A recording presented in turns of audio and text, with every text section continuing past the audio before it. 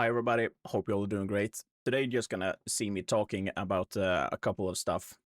I'm actually leaving for an SEA event tomorrow with my son, so it's gonna be super nice. It's his first event that he's gonna be staying for a little longer. He has been coming to this event for, I think this is his third or fourth year, but he has only been staying a couple of nights with me. But now he's gonna be the whole week with me, so it's gonna be super nice.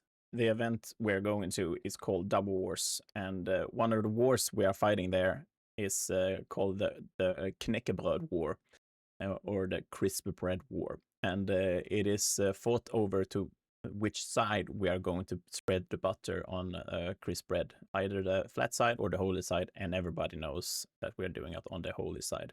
And by the way, this here is crisp bread, or as everybody should say, knäckebröd. Learn it.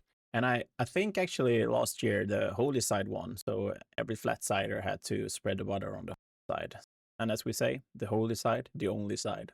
And we're also going to have a couple of tournaments. I think it's one Great Weapon tournament, Young Blood tournament, Unbelted tournament. So it's going to be a couple of. I think in Nordic is also going to be one of the tournaments that we're going to have this year. We usually have it, at least. And it's going to be super fun. Hopefully, I'm going to get a lot of footage for you, both fighting and other stuff that you can do at the event. I'm not really into much of the other stuff than fighting. That's really the main thing I do in the SEA. But I'm going to try to get some footage of other camp activities you can do, and I'm going to show our camp at least, so you can see how it looks. And the event is a really big outdoors event. I think it's the biggest one in Europe. At least it's the biggest one in Sweden, but I think it's the biggest one in Europe as well.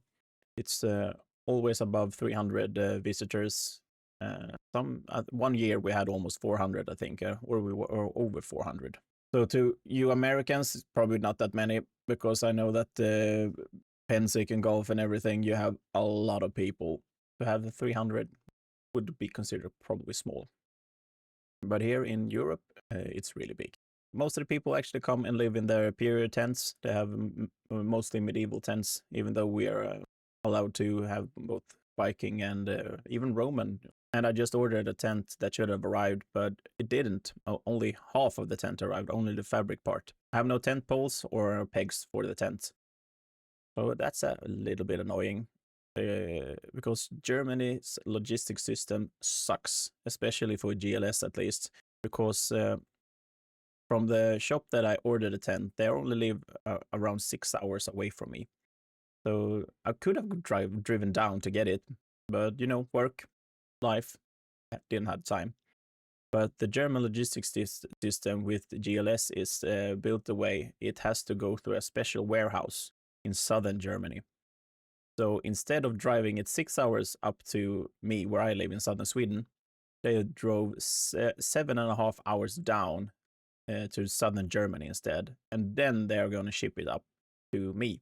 So, and for some reason, they only shipped one of the packages. That's really annoying, because we really wanted that tent. It doesn't mean we're going to be sleeping under the clouds. We're actually going to stay with a friend of mine, Ulrich. He's lending us some space in his big tent, because he has a really big tent. So me and my son are going to stay in his. But it's not the same thing as being in your own tent. But it's still going to be super fun. We were in his tent last year as well. But I have a tent, but it's so small that me and my son only fits our beds. Yeah, so now I'm gonna pack the last of the things into the trailer. I'm almost done, and it's so nice to have a trailer to pack everything in. Usually I always fit it in the car, but to have a trailer and just throw it in, so nice. So now I can bring more stuff. Thank you so much for watching and listening. Hope you guys enjoyed the video.